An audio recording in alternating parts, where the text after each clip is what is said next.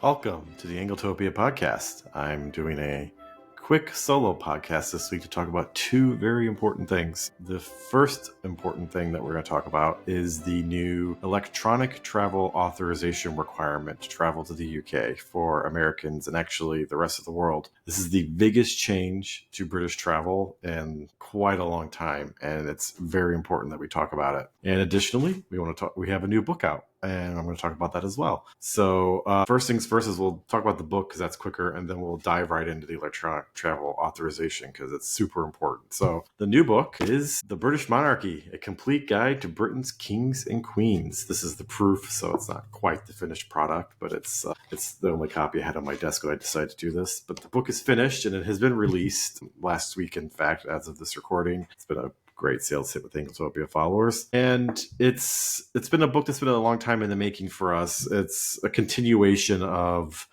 the various books where we've compiled long article series that we've published on Anglotopia over the years. Back in 2015, which seems like not that long ago, but is now 10 years, we started a series on the British monarchs, and where we kind of gave a survey of every king and queen of England, and we did it sporadically over the last 10 years. And so finally last year, we were kind of reached the end and had all of the monarchs since William the Conqueror. And so it was the perfect time to compile them into a book since the series of articles was done. And so the result is this: The British Monarchy, a complete guide to Britain's kings and queens. It is an Anglophile's complete guidebook to the British royal history. So it's really two books combined into one, actually. I got a little carried away when I was putting the book together. The first sort of 2/3 of the book is the surveys of every monarch.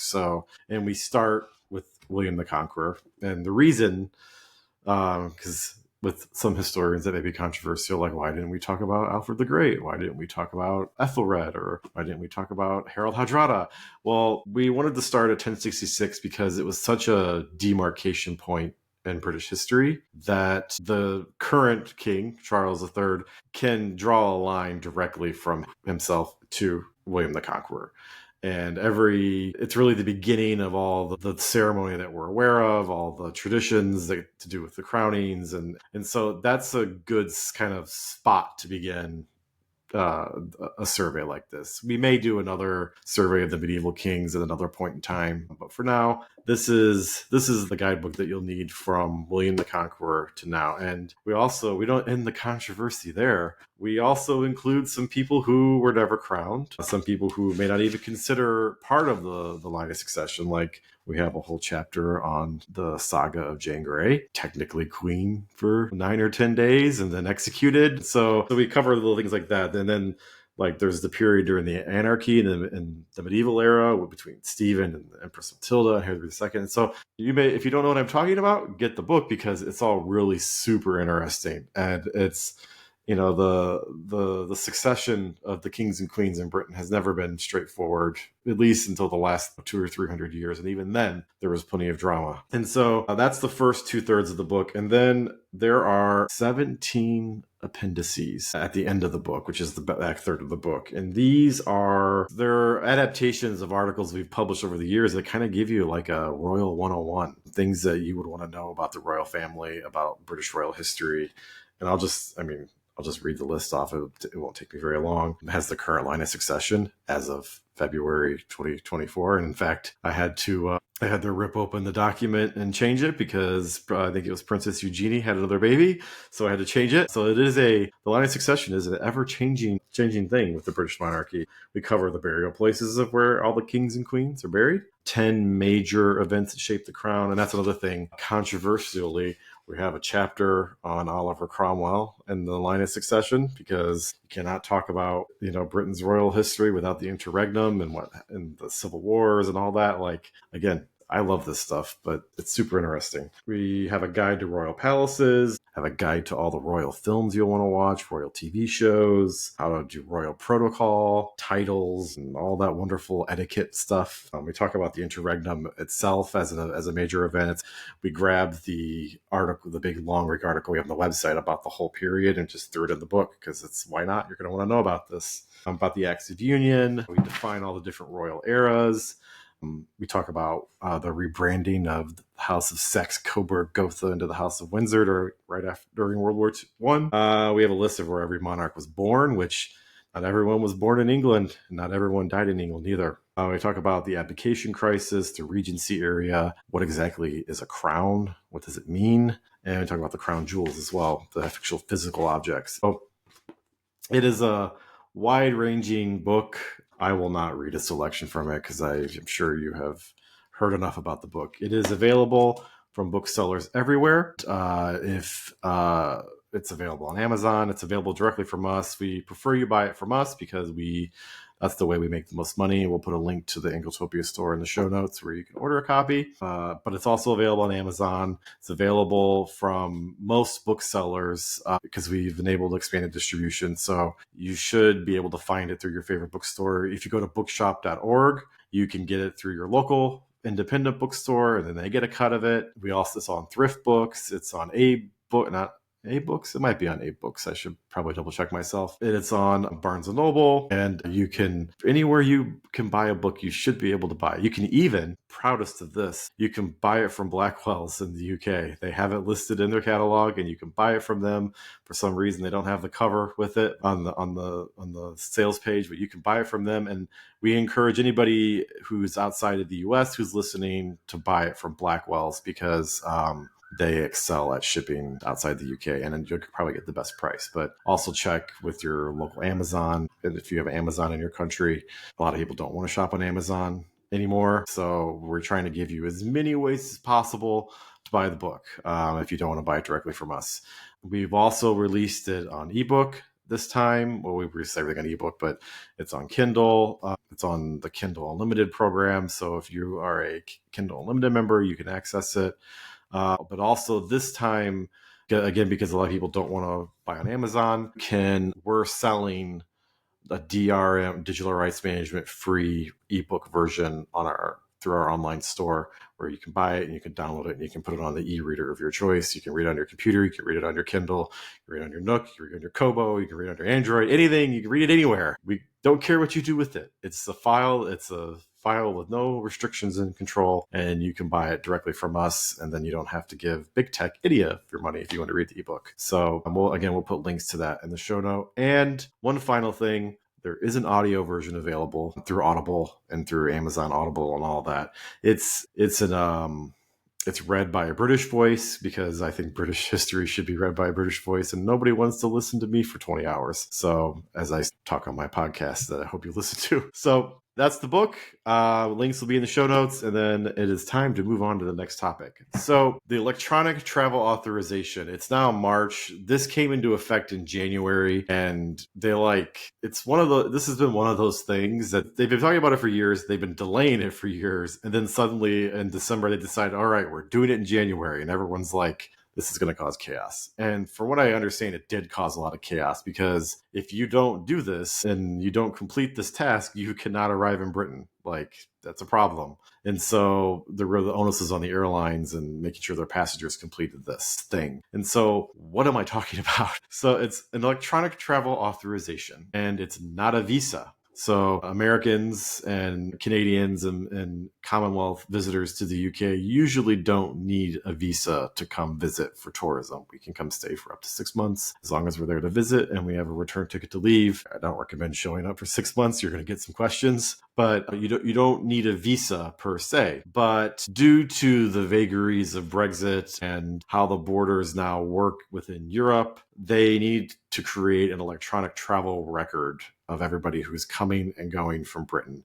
I'm not going to get into the politics of this. I shared my opinion on this matter on Anglotopia back in January. I think it's essentially a stealth tax on tourists because we have to pay to do this, and you have to renew it every 2 years. Now, any listeners outside the US are probably going, "What's the big deal? All the visitors to the US have had to get an ESTA for decades," and that is true. That's something that our government our government's basically required the same thing from any traveler coming into the US, that you have to get an ESTA, which is I think it's 2 years, and it gives you basically authorization to travel to the US. It's not a visa, it's just the authorization to travel.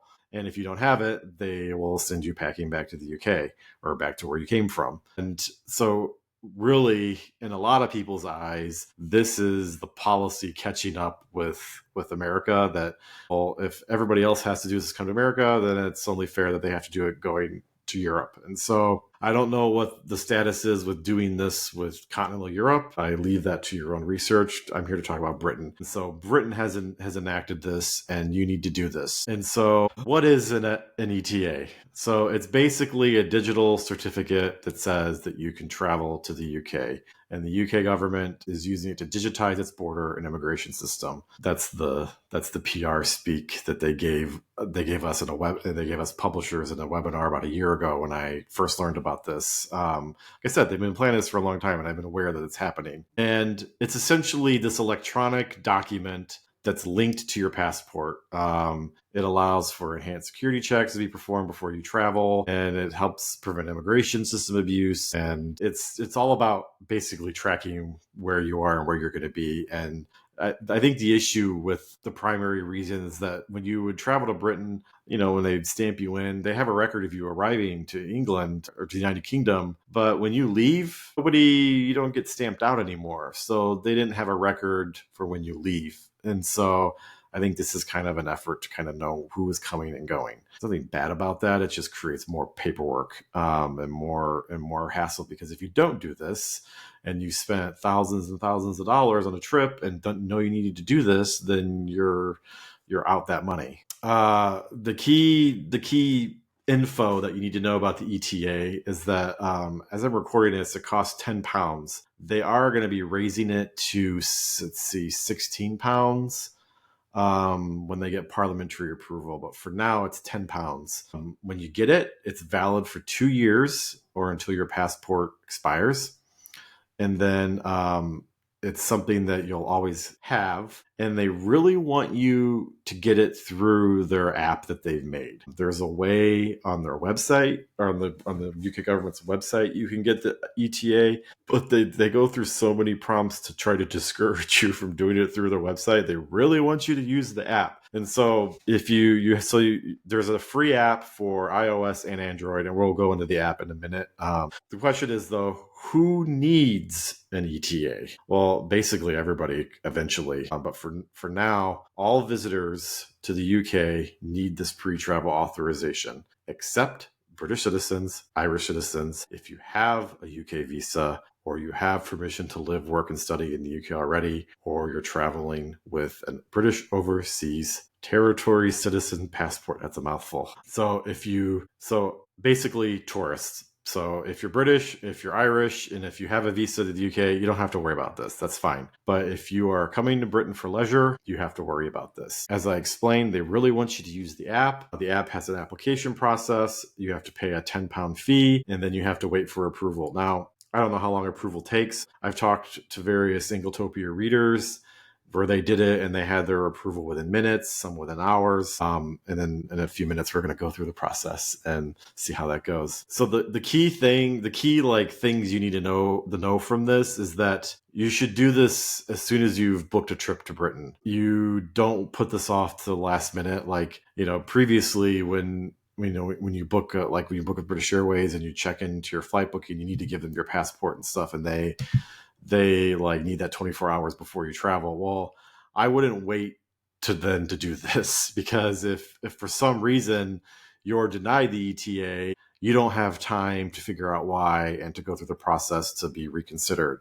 So do this as far out from your traveling as possible. If you're like me and you're going to be a semi-regular visitor to the UK, I would just always have this authorization done and renew it every 2 years, so you always have it. That way, nothing can ever come up to prevent you from arriving in the UK. You can get denied authorization.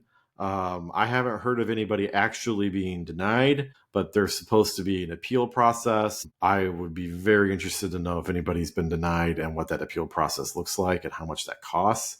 Because what do you do if they deny you and it's all computerized and there's no help? So please let me know in the comments, if you've been denied, what the process is if you've been denied. Now, you are allowed multiple entries during the validity periods. If you have the ETA, and as an American, I can continue to travel to the UK as much as I would like during the 2-year period, and it's not going to affect my ability to be admitted to the UK. They might have questions about me coming and going to the UK a lot, but I've gotten extra questions before because, I'm so vocal about loving Britain. They want to make sure I'm not coming there to stay. But it's valid for 2 years, and you can use it as much as possible. It doesn't expire based on use.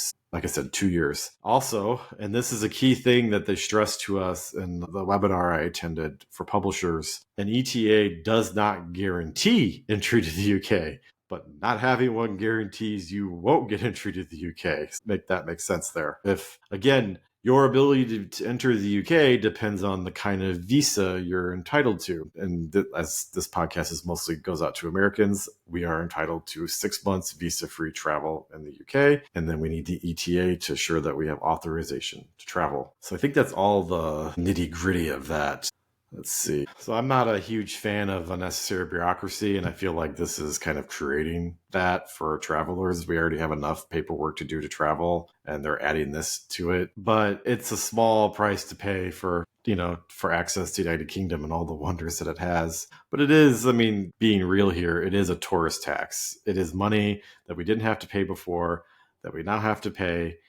And, it's all digital and servers anyway. So this is like, 99% profit for the tax collector for this. So I don't know what His Majesty's Treasury is going to do with the money. I assume it just all goes into the same pot, but I'm happy to help the British government fund the things it needs to fund because I love Britain. So literally days after they implemented this, they announced that they're going to be hiking it 60% to £16. So clearly they're not afraid to make a constituency mad that doesn't have a right to vote in the UK. So tourists were easy targets for stuff like this. Now, speaking of easy targets for stuff like this, we want to encourage people to watch out for scams.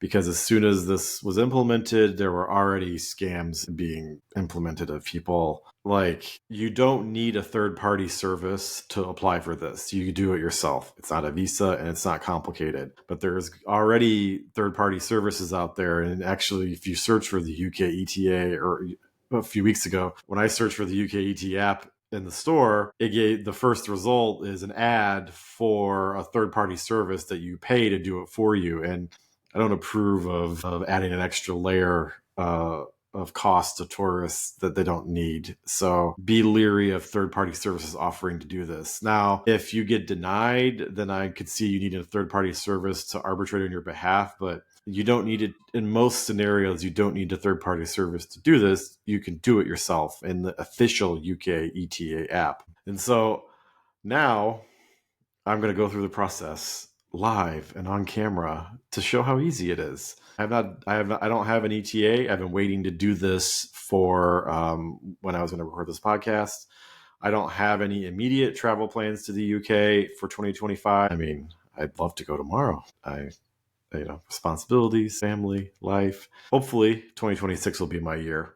I'm just going to apply and we're going to see what happens. So first we will do the App Store search, which I don't think I have the app right now. Let's see. UK. Yeah, see, so here, I'll take a screenshot. Maybe I'll put it in the show notes. That's an ad for a service. Third-party service offering to do it for you. You don't need to do that.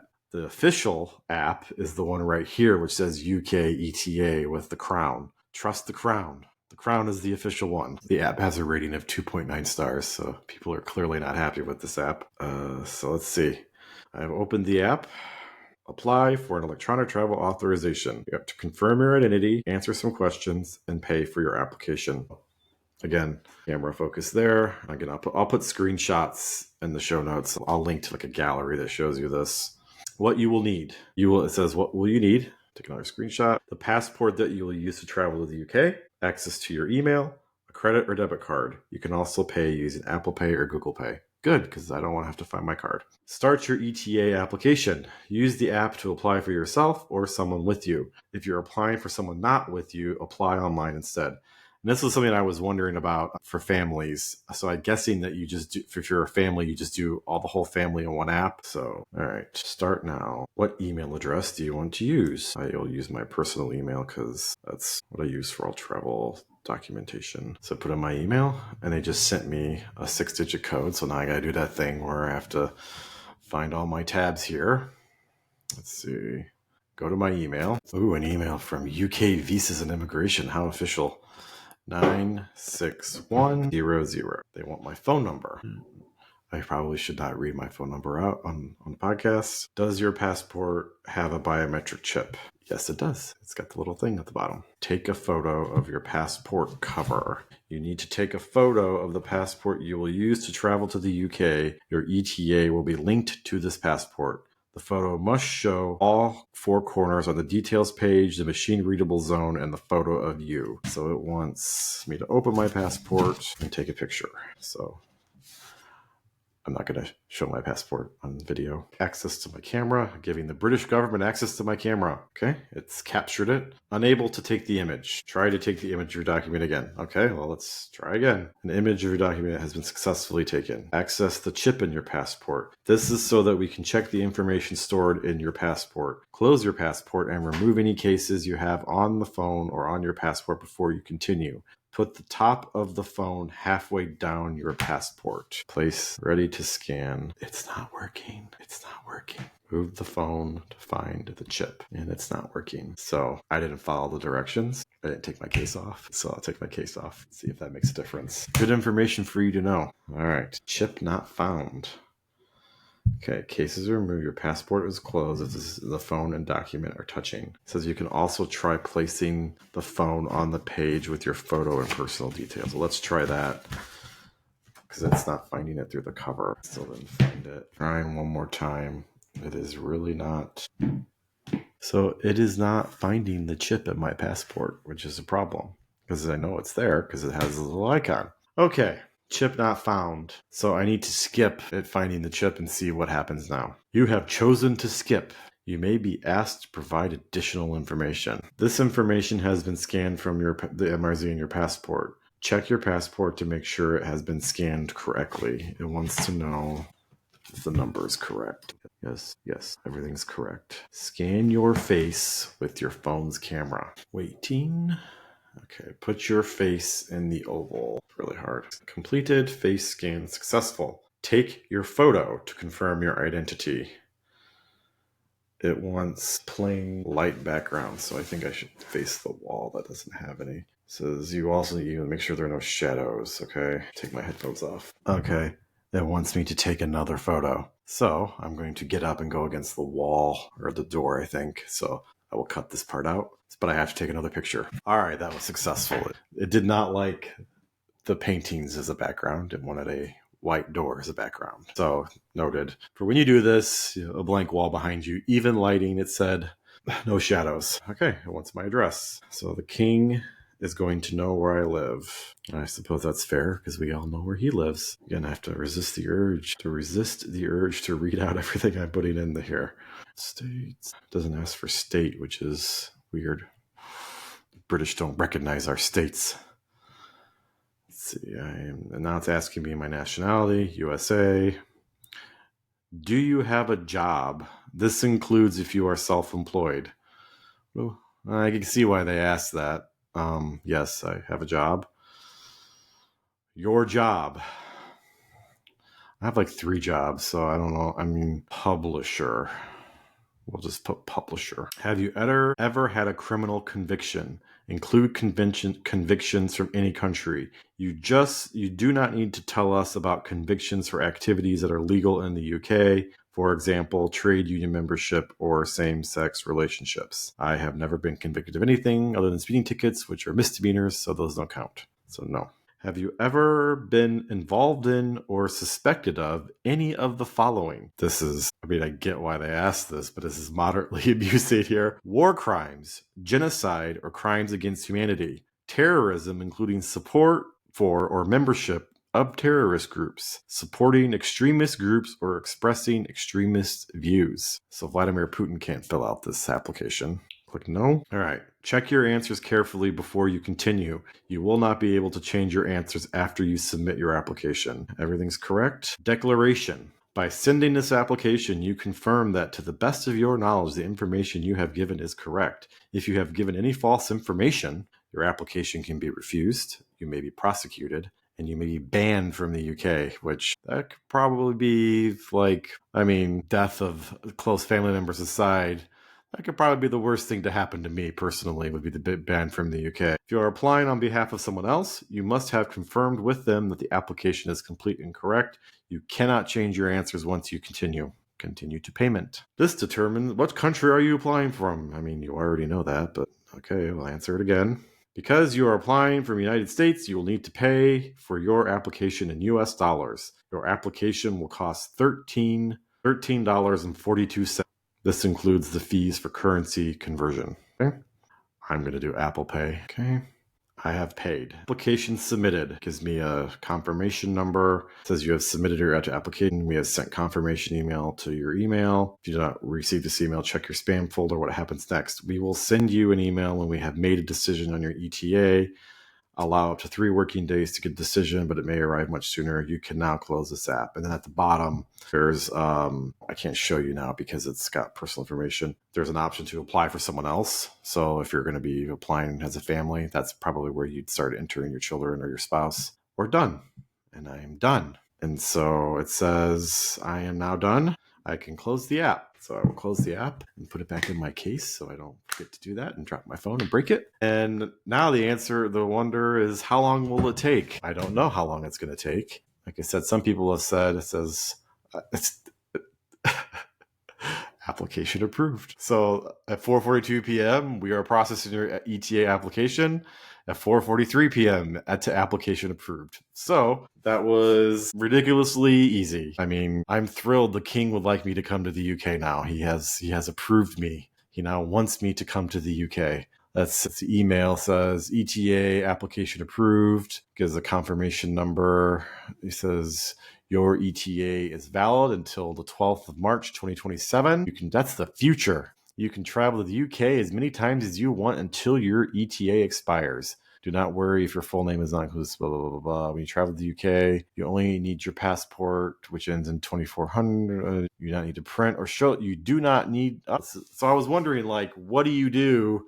Do you have to carry this documentation with you? So you do not need to print or show this confirmation email. You will need to go through border control when you arrive. So when you arrive at Heathrow now, at least at Terminal 5, they're e-gates. And so you don't go to the customs officer anymore and have your passport stamped. You go to the e-gate, you put your passport in, they put your hand in, and then they take your picture, and then the gate opens and you're in the UK. So now that you've done the Electronic Travel Authorization, it's now their database has it linked to your passport. So in theory, I guess when you put your passport in the machine, it knows that you've done this and then will let you in. You don't need to carry it. If your details change, your ETA is linked to your passport. If you get a new passport, you'll need to apply for a new ETA to come to the UK. So that's a key bit of information there as well. So if you lose your passport and you have to get a new one, you will have to reapply for this. My passport is good until 2030. So I've got a good 5 years before I'll apply for 3 ETAs by then.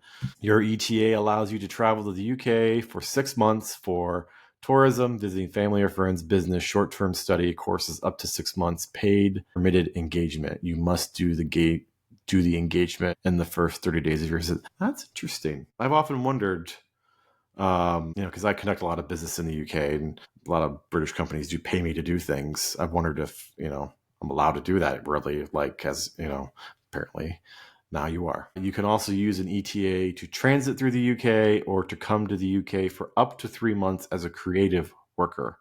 Huh, interesting. Never really seen it laid out like this. So this email is super helpful. So I applaud the comms people at the British government who have constructed these emails because they're very easy to understand. They're well written. I mean, if you've gov.uk is actually one of the finest examples of an informational government website that is extremely useful, helpful in finding what you want to do and getting you the information that you need and making it comprehensible to the normal person. Because believe me, I've been I've been through the UK website, government website, many times looking for information on visas and immigration. And when there's major events, they funnel all the information through the gov.uk website. So like for the coronation or when the Queen died, like all this information is on the gov.uk website, and they have to make it as accessible to everyone as possible. So they have a great website. Your mileage may vary though. So that's it. I now have authorization to travel to the UK for the next 2 years. I should probably do this for my wife at some point, or have her do it on her phone. Now, does the app store anything? It doesn't. It literally is just application. So I don't think the app stores your ETA. Like the ETA is stored in the cloud. So when you go to Britain, they already know. And if you don't do it, they're going to know, and you will likely have not been let on the airplane to go to the UK to begin with, because the airlines will have checked to make sure that you have electronic travel authorization.